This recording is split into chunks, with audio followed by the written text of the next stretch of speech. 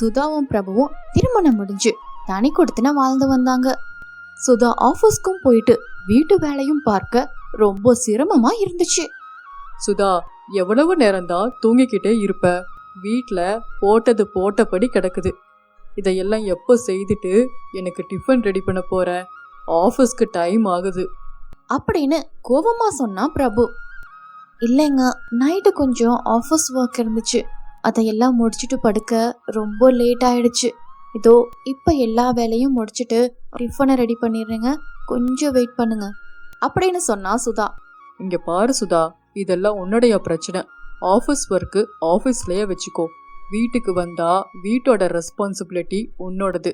Late ஆகிறதுக்கு இந்த மாதிரி காரணமெல்லாம் சொல்லாத அப்படின்னு கோபமா சொல்லிட்டு கிளம்புனா பிரபு. சுதா எழுந்திருச்சு வீட்டு வேலை சமையல் வேலை எல்லாத்தையும் முடிச்சுட்டு அதுக்கப்புறம் ஆபீஸ்க்கும் கிளம்பி போனான். ஆபீஸ்ல சுதாவுடைய ஃப்ரெண்டு ரம்யா.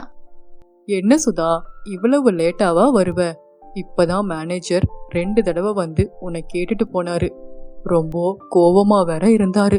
நீ சீக்கிரம் போய் என்னன்னு கேளு. நான் என்ன பண்ணுறது ரம்யா, எல்லா வேலையும் நான் தான் செய்யறேன். என்னால வீட்டையும் கவனிச்சுட்டு ஆபீஸ் வேலையும் பார்த்துக்கிட்டு கிளம்பி வர ரொம்ப லேட் ஆகுது அப்படின்னு சுதா வருத்தப்பட்டு சொல்லிட்டு மேனேஜரை பார்க்க போனா. சார் அப்படின்னு கூப்பிடவே, என்ன சுதா, ஆபீஸ்க்கு வர நேரமா இது? ஹெச்ஆரா இருக்கிற நீங்களே இப்படி பண்ணினீங்கன்னா நான் எப்படி மத்தவங்களை கேள்வி கேட்க முடியும் அப்படின்னு மேனேஜர் கோவமா கேட்கவே, சாரி சார், வீட்ல கொஞ்சம் வேலை அதிகமா இருந்தது, அதனாலதான் கிளம்பி வர லேட் ஆயிடுச்சு. இங்க பாருங்க சுதா, வீட்டு பிரச்சனைய ஆபீஸ்க்கு கொண்டு வராதீங்க. இது உங்களுடைய ப்ராப்ளம்.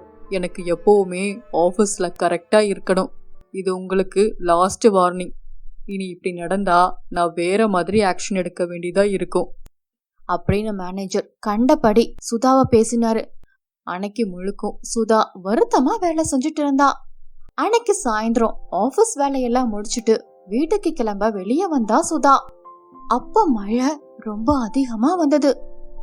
ஐயோ, மழை என்ன இப்படி வருது, எப்படி வீட்டுக்கு போறது அப்படின்னு சொல்லிட்டு பிரபுக்கு கால் பண்ணா சுதா. ஹலோ ஏங்க, மழை ரொம்ப அதிகமா வருது, வந்து பிக் பண்ணிட்டு போறீங்களா அப்படின்னு சொல்லி சுதா கேட்கவும், சுதா, ஆபீஸ் ஒர்க்கு நிறைய இருக்கு. நான் நைட்டுக்குள்ள ரிப்போர்ட் சப்மிட் பண்ணியே ஆகணும். என்னால இப்போ வர முடியாது சுதா.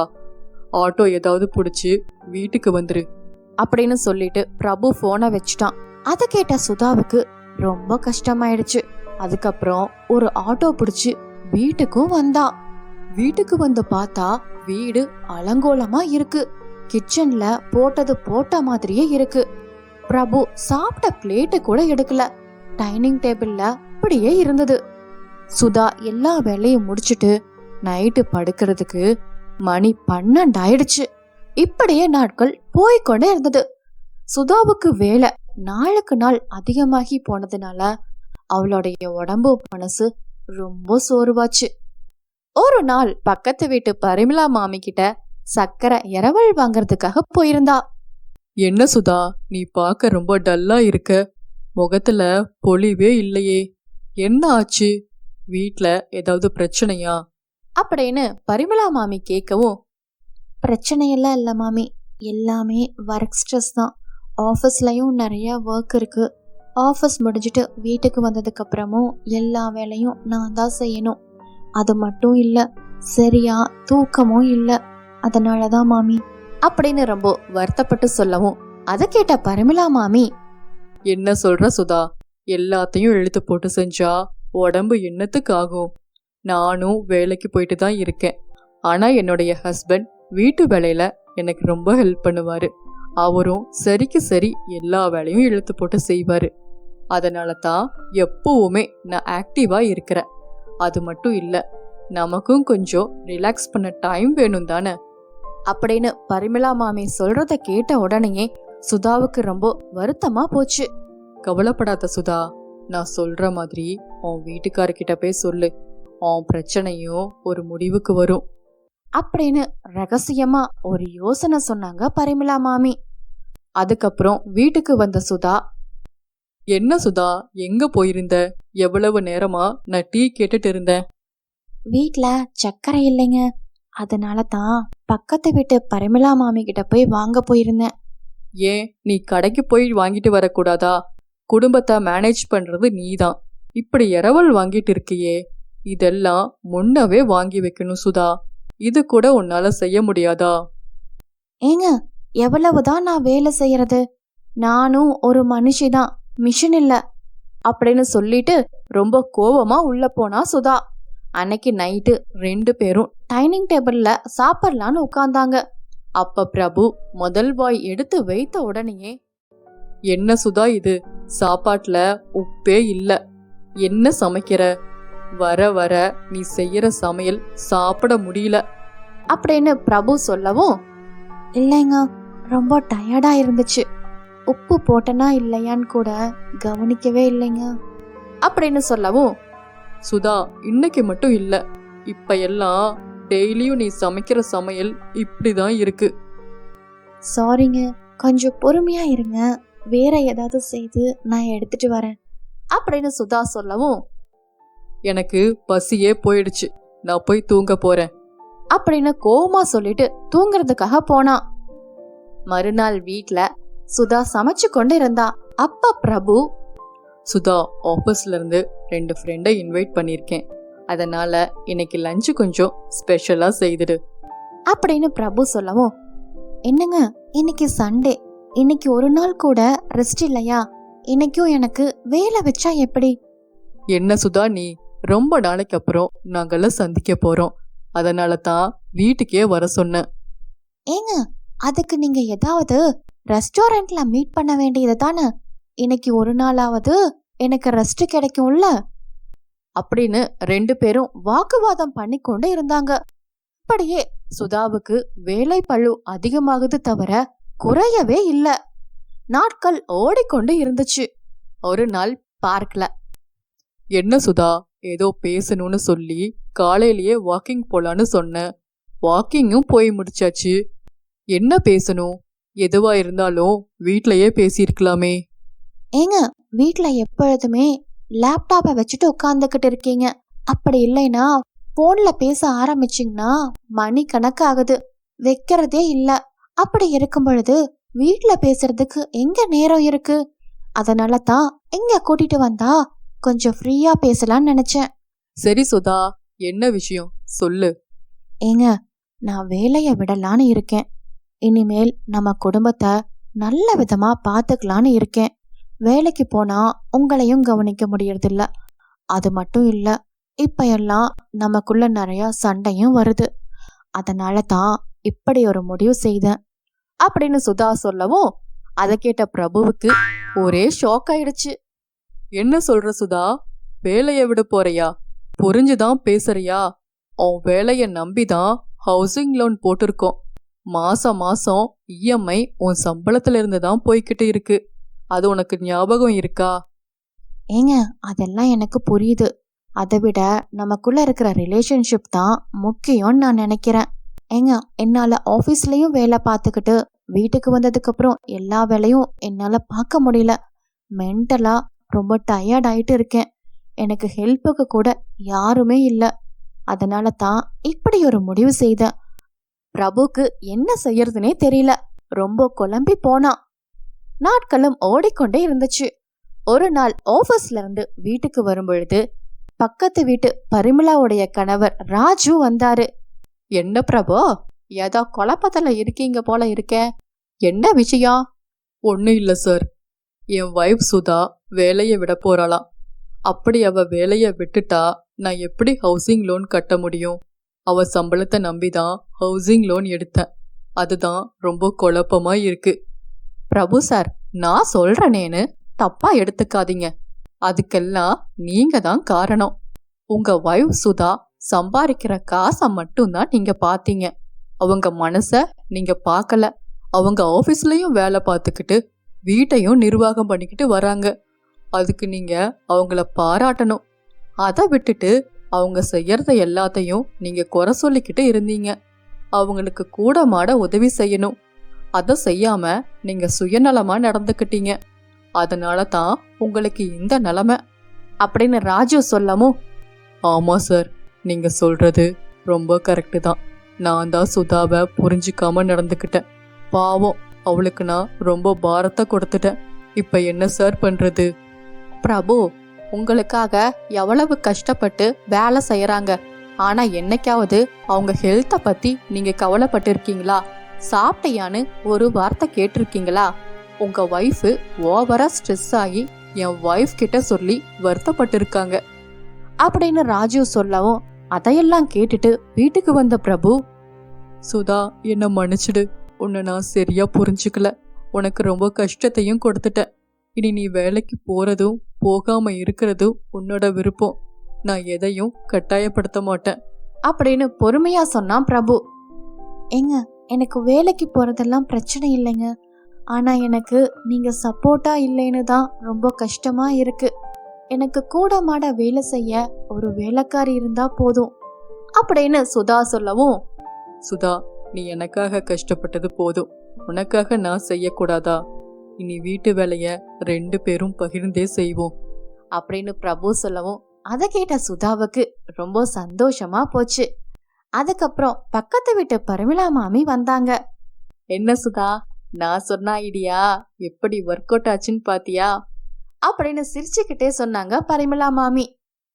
ஆமா மாமி, அன்னைக்கு என் வேலைய விட போறேன்னு உன் புருஷன்கிட்ட போய் சொல்லுன்னு நீங்க சொன்னீங்க. எனக்கு என் பிரச்சனைக்கு ஒரு தீர்வும் கிடைச்சது அப்படின்னு சொல்லி சந்தோஷப்பட்டா சுதா. எல்லா பிரச்சனைக்குமே ஒரு தீர்வு இருக்கு. அது நம்ம தான் கண்டுபிடிச்சு செயல்படுத்தணும். இது குருவி கூடு மாதிரி இருக்கிற ஒரு கூட்டு குடும்பத்தோட கதை. இவங்க ஒற்றுமையா இருக்காங்களா இல்லையான்னு வாங்க பார்க்கலாம். லக்ஷ்மி அம்மாவுக்கு 2 மருமக, சீதாவும் கீதாவும். சீதாவுடைய கணவன் முத்து, கீதாவுடைய கணவன் மணி. ஒரு நாள் சீதாவின் அம்மா ஃபோன் பண்ணியிருந்தாங்க. ஹலோ அம்மா, சொல்லு, என்ன விஷயம்? முக்கியமான விஷயமா இருந்தா சீக்கிரம் சொல்லு, எனக்கு ஆஃபீஸ்க்கு டைம் ஆச்சுமா. ஆமாண்டி, முக்கியமான விஷயம்தான். நான் சொல்றத மனசுல ஏத்திக்கோ. என்னம்மா, முதல்ல விஷயத்த சொல்லு. இங்க பாருடி, நீயும் உன் தங்கச்சியும் அந்த வீட்டோட மருமக. அதனால இனி அந்த வீட்டோட அதிகாரத்தை உங்க கையில வர மாதிரி பாத்துக்கோ அப்படின்னு அறிவுரை சொன்னாங்க சீதாவுடைய அம்மா. என்னம்மா சொல்ற? அது எப்படி முடியும்? ஓ மாமியார உன் கண்ட்ரோல்ல வை. நீ சொல்றபடிதான் அவங்க கேக்குற மாதிரி நீ நடந்துக்கோ, புரியுதா? அப்படின்னு ஆலோசனை கொடுத்தாங்க சீதாவுடைய அம்மா. அதுக்கப்புறம் இங்க பாருடி, இவ என்ன பேசி முடிக்கிறதுக்கு முன்னாடியே போனை வச்சுட்டா. சீதாவோ முழுசா பேசுறத கேட்காம போனை ஒரே யோசனையா வச்சா. அதுக்கப்புறம் சீதாவும் கீதாவும் அவங்க அறையில பேசிக்கிட்டு இருந்தாங்க. கீதா, நம்ம அம்மா சொன்ன மாதிரியே செய்யறது தான் எனக்கு சரின்னு தோணுது. சரிக்கா, நம்ம அம்மா சொன்ன மாதிரியே கேப்போம். அவங்க நம்ம நல்லதுக்கு தான் சொல்லுவாங்க. அதுக்கப்புறம் ஹால்ல உட்காந்துட்டு இருந்த லக்ஷ்மி அம்மா, யாமா சீதா, கீதா இங்க வாங்க அப்படின்னு மாமியார் கூப்பிடவும் சீதாவும் கீதாவும் வெளியே வந்தாங்க. ஏம்மா, நீங்க 2 பேரும் சமையல் வேலைய பார்த்துக்கோங்கம்மா, நான் மேல் வேலை இருந்தா பார்த்துக்கிறேன் அப்படின்னு லக்ஷ்மி அம்மா சொல்லவும், அத்தை, நாங்க 2 பேரும் ஆபீஸ்க்கு போய் சம்பாதிக்கிறோம். நீங்க வீட்ல சும்மா தானே இருக்கிறீங்க. சமையல் வேலையும் சேர்த்து நீங்களே பார்த்துக்கோங்க. அத்தை, அதுக்கப்புறம் எங்க 2 பேத்துக்கு லஞ்ச் ஆபீஸ்க்கு எடுத்துட்டு வந்துடுங்க அப்படின்னு சொல்லிட்டு 2 பேரும் ஆபீஸ்க்கு கிளம்பி போனாங்க. மருமக வந்தா வேலை பழுவெல்லாம் குறையும்னு நினைச்சாங்க லக்ஷ்மி அம்மா. ஆனா இருக்கிற வேலை தான் ஜாஸ்தியாச்சு. அன்னைக்கு இரவு சமையல் வேலை, வீட்டு வேலை, எல்லா வேலையும் முடிச்சுக்கிட்டு படுக்கலான்னு உட்கார்ந்துட்டு இருந்தாங்க. அப்போ முத்துவும் மணியும், அம்மா சாப்பிட்டீங்களா? நான் சாப்பிட்டாச்சுப்பா, தூங்க போறேன். சரிம்மா, நாங்களும் தூங்க போறோம் அப்படின்னு சொல்லிக்கிட்டு முத்துவும் மணியும் தூங்கறதுக்காக அவங்க ரூமுக்கு போனாங்க. அப்போ கீதாவும் சீதாவும் வந்தாங்க. அத்தை, நாங்க லேட் நைட்ல மூவி பார்ப்போம், உங்களுக்கு ரொம்ப டிஸ்டர்பன்ஸா இருக்கும், அதனால நீங்க வெளியே வெராண்டால போய் படுத்துக்கோங்க அப்படின்னு கீதா அதிகாரமா சொன்னா. அன்னைக்கு ராத்திரி கொற்ற பனில வேற வழியே இல்லாம லக்ஷ்மி அம்மாவும் படுத்து தூங்கினாங்க. மறுநாள் காலையில லக்ஷ்மி அம்மா குளிர் காய்ச்சலோட முடியாம சோஃபால உட்கார்ந்துட்டு இருந்தாங்க. அப்ப முத்து, அம்மா என்னம்மா ஆச்சு, உடம்பு இப்படி கொதிக்குது? அது ஏன் கேக்குறீங்க, நாங்க நைட்ல டிவி பாக்குறது உங்க அம்மாக்கு பிடிக்கவே இல்ல, அதனால வராண்டால போய் படுத்துக்கிட்டாங்க அப்படின்னு கீதா சொல்லவும், என்னம்மா நீ, அவங்க டிவி பார்த்தா என்ன, நீ தூங்க வேண்டியது தானே அப்படின்னு முத்து சொல்லவும், இல்லப்பா அது அப்படின்னு சொல்ல வரும்பொழுது, அம்மா ஆபீஸ்க்கு போயிட்டு வரவங்க கொஞ்ச நேரம் டிவி பார்க்க தான் செய்வாங்க, நீ தான் கொஞ்சம் அட்ஜஸ்ட் பண்ணி நடந்துக்கலாம்ல அப்படின்னு முத்து அட்வைஸ் பண்ணுனா. சரி சீதா, அம்மாவை ஹாஸ்பிட்டலுக்கு கூட்டிட்டு போ, அவங்கனால சுத்தமா முடியல, இந்தா பணம் அப்படின்னு முத்து 500 ரூபாய் கொடுத்தான். அதுக்கப்புறம் 2 பேரும் ஆபீஸ்க்கு கிளம்பி போனாங்க. அத்தை, இந்தாங்க மெடிக்கல்ல டேப்லெட் வாங்கிட்டு வந்திருக்கேன், இதை சாப்பிட்டுட்டு இந்த பிரெட்டையும் சாப்பிடுங்க, அதுக்கப்புறம் சமையல் வேலைய பாருங்க அப்படின்னு சொல்லி கீதா மாத்திரையும் பிரெட்டையும் வச்சா. அப்போ லக்ஷ்மி அம்மா, கீதா சீதா இருங்கம்மா, இட்லி சுட்டு தரேன், சாப்பிட்டுட்டு போவீங்களாமா அப்படின்னு ரொம்ப அக்கறையோட சொன்னாங்க. அத்தை, இப்பவே நேரமாச்சு, இட்லி எல்லாம் எதுவும் வேணாம், நாங்க ஹோட்டல்ல போய் சாப்பிட்டுட்டு அப்படியே ஆபீஸ்க்கு போறோம். அத்தை, மதியம் லஞ்ச ஆபீஸ்க்கு எடுத்துட்டு வாங்க, அது போதும். ஹோட்டல்ல சாப்பிட்றதுக்காக முத்து கொடுத்த அந்த 500 ரூபாவையும் எடுத்துக்கிட்டு சந்தோஷமா போனாங்க. லக்ஷ்மி அம்மாவும் சமையல் வேலையெல்லாம் முடிச்சுக்கிட்டு ஆபீஸ்க்கு சாப்பாடை எடுத்துட்டு போனாங்க. கீதாவுடைய ஆபீஸ். கீதா, உன்னை பார்க்க யாரோ ஒருத்தங்க வந்திருக்காங்க, அவங்கள உன் கேபின்ல உட்கார வச்சிருக்கேன் அப்படின்னு ஆபீஸ்ல வேலை செய்யும் ரம்யா சொன்னா. ரம்யா, அவங்க எனக்கு லஞ்சு கொண்டு வந்த சமையல்காரி, லஞ்சா வாங்கிட்டு அனுப்பிச்சிடு அப்படின்னு பேசிக்கொண்டு இருக்கும் பொழுது லக்ஷ்மி அம்மா உள்ள வந்துட்டாங்க. அத்தை, உங்களை யாரு உள்ள வர சொன்னாங்க, வெளியே இருந்தே கொடுத்துட்டு போக வேண்டியது தானே அப்படின்னு மாமியார திட்டுனா. இல்லம்மா, உடம்புக்கு முடியல, ஆட்டோல போகிறதுக்கு காசு கேட்கத்தாம உள்ள வந்த அப்படின்னு ரொம்ப பாவமா சொன்னாங்க. எங்கிட்ட பணம் குட்டியா இருக்கு, உரிமையா கேக்குறீங்க அப்படின்னு சொல்லி மாமியார திட்டி அனுப்பிச்சா. அதுக்கப்புறம் லக்ஷ்மி அம்மா சீதாவுடைய ஆபீஸ்க்கு போனாங்க. அத்தை, லஞ்சுக்காக எவ்வளவு நேரம் காத்துட்டு இருக்கிறது, வெளியவே நின்னுட்டு இருந்தா எனக்கு எப்படி தெரியும், உள்ள வர முடியாதா அப்படின்னு சீதா இன்னொரு பக்கம் கத்தினா. இல்லம்மா, உள்ள வந்தா நீ ஏதாச்சும் சொல்லுவேனுதான் வெளியவே நின்னுட்ட. சரி சரி, அததான் லஞ்சு கொடுத்தாச்சுல்ல, கிளம்பி போக வேண்டியது தானே அப்படின்னு சீதா சொல்லவும், அம்மா உடம்புக்கு முடியலம்மா, ஆட்டோக்கு காசு கொடுத்தேனா நான் ஆட்டோலயே போயிடுவேன் அப்படின்னு ரொம்ப பாவமா சீதா கிட்டையும் கேட்டாங்க. இந்தாங்க, என்கிட்ட 20 ரூபாய் தான் இருக்கு, இதுல டீய வாங்கி குடிச்சுக்கிட்டு தெம்பா நடந்து போங்க அப்படின்னு 20 ரூபாய் மட்டும் கொடுத்து மாமியார அனுப்பிச்சு வச்சா. லக்ஷ்மி அம்மாவும் உடம்புக்கு முடியாம வீட்டுக்கு வந்து சேர்ந்தாங்க.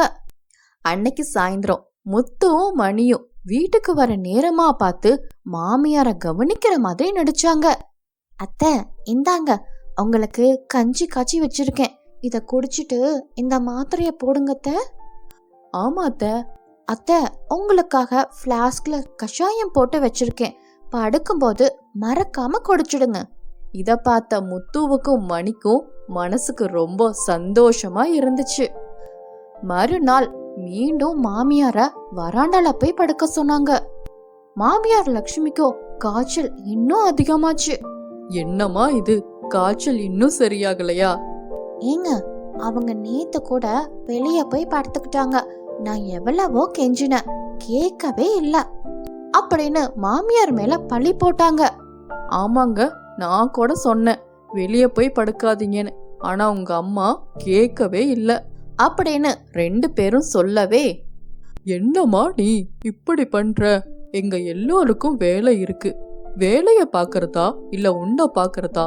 சொல்றதுதான் கேட்க வேண்டியது தானே அப்படின்னு மணி சொல்லும்போது, இல்லப்பா அது அப்படின்னு இழுக்கும் போது, என்னம்மா அது இது வந்துன்னு? அது சீதாவும் கீதாவும் தான்பா என்ன வெளிய போய் படுக்க சொன்னாங்க அப்படின்னு உண்மைய போட்டு உடைச்சாங்க லக்ஷ்மி அம்மா. என்னத்த எங்க மேல பழி சொல்றீங்க? உங்களை நல்லா தானே பாத்துக்கிட்டோம் அப்படின்னு ஒருத்தருக்கு ஒருத்தர் சண்டை போட்டுக்கிட்டாங்க. மணியும் முத்துவும் இத கேட்டு ஒரு பக்கம் அதிர்ச்சியானாங்க, இன்னொரு பக்கம் குழம்பி போனாங்க. யாரு உண்மை சொல்றா யாரு பொய் சொல்றான்னு கண்டுபிடிக்கணும்னு 2 பேரும் பேசிக்கிட்டாங்க. அதுக்கு ஒரு ஐடியாவும் செய்தாங்க. மறுநாள் முத்துவும் மணியும், நான் சீதா, நாங்க 2 பேரும் அவசர வேலையா ஊருக்கு போறோம். எதுக்குங்க இவ்வளவு அவசரமா போறீங்க? என்னாச்சு? நம்ம பூர்வீக லேண்ட்ல ஏதோ லீகலா பிரச்சனை இருக்குன்னு கால் வந்துச்சு. மீதி விஷயத்த நாங்க சொல்றோம் அப்படின்னு ஏதோ ஒரு காரணத்தை சொல்லிட்டு கிளம்பி போனாங்க. ஆனா முத்துவும் மணியும் ஊருக்கு போகாம அவுட் ஹவுஸ்லயே தங்கி யாரு பொய் சொல்றாங்கன்னு கவனிச்சுக்கிட்டே இருந்தாங்க. அன்னைக்கும் சீதாவும் கீதாவும் மாமியார வெளியே படுக்க சொன்னாங்க. அதுக்கப்புறம் மறுநாள், அத்தை லஞ்சை எடுத்துட்டு ஆபீஸ்க்கு வந்துடுங்க, நேரமா வாங்க அப்படின்னு சொல்லிட்டு ஆபீஸ்க்கு கிளம்பியும் போனாங்க. இதையெல்லாம் பார்த்துக்கிட்டு இருந்த முத்துவும் மணியும் அன்னைக்கு சாயந்தரம் கீதாவும் சீதாவும் வீட்டுக்கு வந்ததுக்கு அப்புறம், கீதா அண்ணி, இந்த வீட்ல நம்ம யாரும் தங்க போறதில்ல. நம்ம 4 பேரும் அவுட் ஹவுஸ்ல போய் தங்கிக்கலாம். அம்மா மட்டும் இங்க இருக்கட்டும் அப்படின்னு கோவமா சொன்னா மணி. அதுக்கு, ஏங்க என்னாச்சு, என்ன சொல்றீங்க? நாங்க எதுக்கு அவுட் ஹவுஸ்க்கு போய் தங்கணும்? அங்க எந்த வசதியுமே இல்ல. உங்க அம்மாவை வேணா போய் தங்க சொல்லுங்க அப்படின்னு கீதா காரசாரமா சொன்னா. அம்மா வயசானவங்க, அவங்க மட்டும் எப்படி அவுட் ஹவுஸ்ல தங்க முடியும்? அப்போ ஒண்ணு பண்ணலாம், நீங்க 2 பேரும் வராண்டால போய் படுத்துக்கோங்க, அம்மா ரூம்லயே படுத்துக்கட்டும் அப்படின்னு மணியும் எரிச்சலா பேசினா. ஏங்க நான் எதுக்கு வராண்டால போய் படுத்துக்கணும்? அப்ப அம்மா மட்டும் வராண்டால எப்படி படுக்க முடியும்? நாங்க தான் தினமும் அவங்கள வராண்டால படுக்க வைக்கிறோமே, அதனால அவங்களுக்கு பழகி போயிடுக்கும் அப்படின்னு கீதா வாய தவறி உண்மைய சொல்லவும் கீதாவும் சீதாவும் மாட்டிக்கிட்டாங்க. கடைசியா உங்க வாயிலிருந்தே உண்மைய சொல்லிட்டீங்க. இனி நீங்க 2 பேரும் இந்த வீட்ல இருக்க முடியாது, வெளியே போங்க அப்படின்னு முத்து கோவமா சொல்லவும், அம்மாக்கு மரியாதை இல்லாத வீட்ல உங்களுக்கும் இடம் இல்ல. இதையெல்லாம் கேட்டுட்டு இருந்த மாமியார், என்னால நீங்க எல்லாம் யாப்பா சண்டை போட்டுக்கிறீங்க, நானே வெளியே படுத்துக்கிறேன் அப்படின்னு லக்ஷ்மி அம்மா சொல்லிட்டு இருக்கும் பொழுது சீதா கீதாவுடைய அம்மா வந்தாங்க. சம்மந்தி அம்மா எப்படி இருக்கிறீங்க? என்னாச்சு, எல்லோரும் ஒரே மாதிரியா இருக்கிறீங்க அப்படின்னு புரியாத மாதிரி கேட்டாங்க. ஏதோ இருக்க சம்மந்தி அப்படின்னு கவலையோட சொன்னாங்க. அப்போ சீதா, அம்மா உன்னாலதான் இத்தனை பிரச்சனையும், உன் பேச்ச கேட்டனாலதான் எங்க 2 பேத்தும் வாழ்க்கையும் போச்சு அப்படின்னு சொல்லி அழுதா சீதா. என்னடி சொல்லற? ஏனால எப்படி உங்க 2 பேத்து வாழ்க்கையும் போகும்? நீ தானமா போன் பண்ணி மாமியார கண்ட்ரோல்ல வச்சுக்கணும்னு சொன்ன. நான் மாமியார கண்ட்ரோல்ல வெயினா அன்பால அடக்கி வைக்கின்னு அர்த்தம். அன்னைக்கு முழுசா பேசி முடிக்கிறதுக்கு முன்னாடியே போனை கட் பண்ணிட்ட. அத அறக்குறையா புரிஞ்சுக்கிட்டு இவ்வளவு கொடுமை பண்ணிருக்கிறீங்க அப்படின்னு சம்மந்தி மரகதம் ரொம்ப கோவமா பேசினாங்க. அத்தை, எங்க அம்மா பேச்ச தப்பா புரிஞ்சுக்கிட்டு புத்தி இல்லாம நடந்துக்கிட்டோம், உங்களை ரொம்ப கொடுமைப்படுத்திட்டோம், எங்களை மன்னிச்சிடுங்க அத்தை. அத்தை, நாங்க பண்ணின தப்புக்காக இந்த வீட்டை விட்டு போறதுதான் சரி அப்படின்னு 2 பேரும் திருந்தி மனசார மன்னிப்பு கேட்டாங்க. சீதா கீதா யாரும் வெளிய போக வேண்டாமா? நீங்க தப்ப உணர்ந்துட்டீங்களே, அதுவே போதும். இந்த குடும்பம் பிரிய வேண்டாமா? கூட்டு குடும்பங்கிறது குருவி கூடு மாதிரி அது கலைய கூடாது. லக்ஷ்மி அம்மாவும் அவங்கள மன்னிச்சாங்க. முத்துக்கும் மணிக்கும் சமாதானமும் சொன்னாங்க. எல்லோரும் ஒன்னா சந்தோஷமா இருந்தாங்க. நம்ம எது செய்தாலும் சுயமா சிந்தித்து நல்லது மட்டுமே செய்யணும். அடுத்தவங்க பேச்ச அறக்குறையா கேட்டுட்டு தவறு செய்யக்கூடாது. இதுதான் இன்னைக்கு ஸ்டோரி. இந்த ஸ்டோரி உங்களுக்கு பிடிச்சிருந்தா லைக் பண்ணுங்க, ஷேர் பண்ணுங்க, சப்ஸ்கிரைப் பண்ணுங்க.